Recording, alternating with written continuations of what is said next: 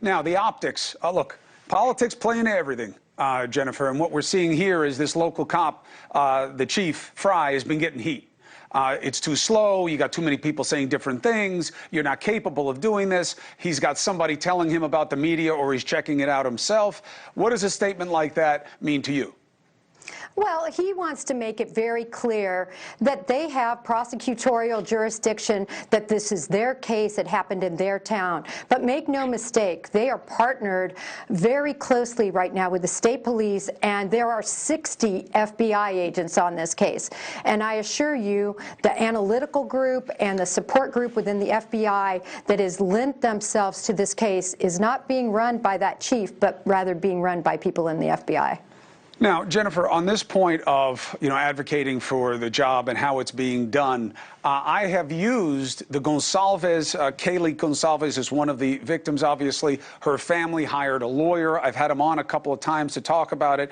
You say it's a dicey proposition when victims' families have an attorney and they're weighing in the way this counselor is. Why? Because it's taking away from the case the time that law enforcement is spending answering requests of this attorney, having meetings with this attorney, and so on and so forth, is only taking away from manpower that could be otherwise used to solve this crime.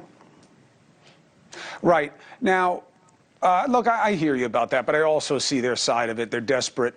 They get misgivings. They're not getting communicated with. I understand why you're going to start to feel aggressive about that. Now, Joe, there are a lot of people who are aggressive in this situation. We have this emerging true crime investigator digital reality where people are looking at this stuff 24/7, and in some cases they've scrubbed up some media information that have added to the understanding of the context of what happened that night.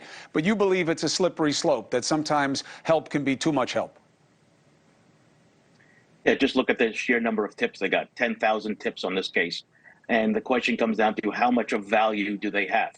And for the police part of it, they have to answer out every one of those tips that come out. We'll vet them out. If it means something, then they need to go and do that. That's why I think we saw even more FBI agents were added to the list, right? So it's always better to have more added than subtracted, because that would have been a bad sign. But the problem that you're dealing with is the sheer amount of information, and how much of it is really going to amount to anything.